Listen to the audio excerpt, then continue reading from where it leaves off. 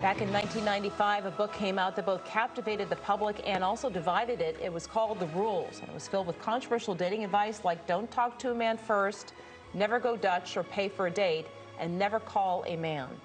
Now authors Ellen Fine and Sherry Snyder are releasing an updated version of the Rules Handbook with lots of new advice to share. As Sherry joins us this morning. Good morning. Hi.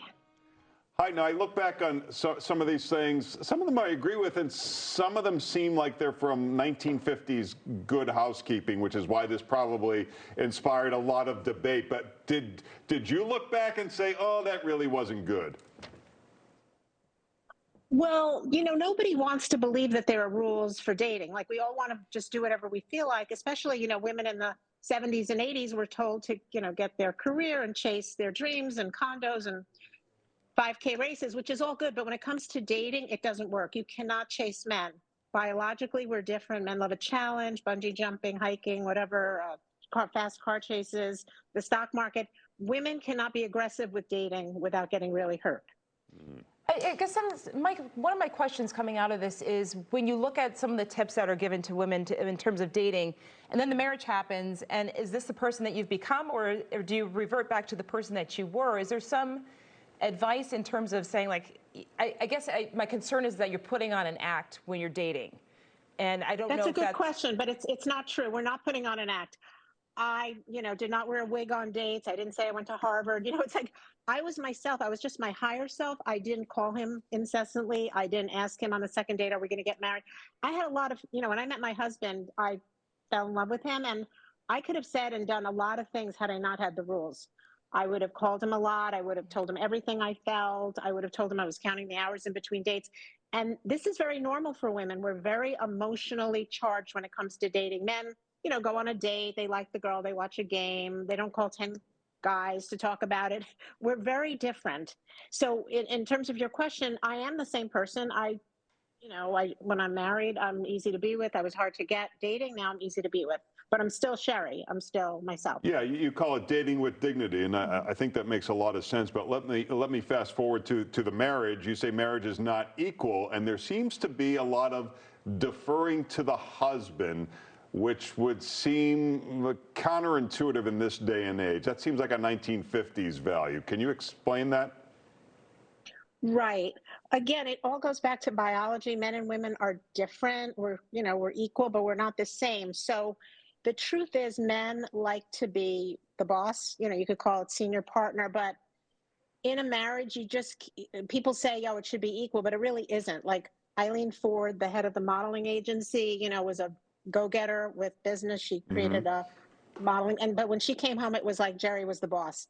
And, we don't like it to be that way either. But the truth is men are naturally born leaders. And even though we can have great careers and stuff, when we're home, it's more like we bring feminine energy to the marriage. We're not like bossing him around just like we boss around our staff. I realize that this book Does that make sense? Sure. I realize that this book is written. As a man, I think you'd like that, actually. But no, I don't want a wallflower for a wife. I don't want somebody who lets me steamroll them, because that would be hard to respect. We're not wallflowers. It's just that, we give the guy face. We don't, we let him have his caveman or his sports.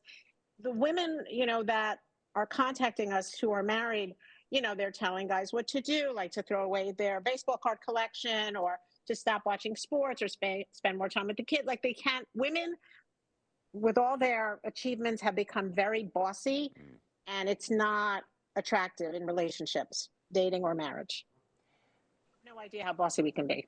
Yeah. So I guess my question is what room is there for in this scenario for a woman to come home from work and still feel like an individual rather than deferring to the man in the household when, they're saying, like, put out dinner, make sure the house is clean, make sure you let him watch his sports. It seems almost draconian in terms of a woman's life outside of work. Not really. I mean, women are more nesters. I mean, we're more into decorating and dinners, and it's just natural. It's just, we're trying to not fight our natural selves. Biologically, women are more into decorating and dinners and all that, and men are more into sport. Like, we don't want to deny the truth. I think what we have going on right now is it's great for women to have achievements. You're an anchor, I'm a writer. That wasn't possible maybe 50 years ago. But we don't want to deny the difference between the sexes.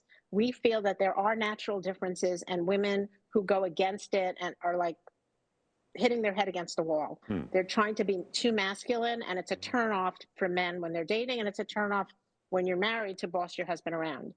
All We're right. not saying that you should be a wallflower. We're just saying give him space, let him watch sports, don't try to change him, things like that, which women want to do.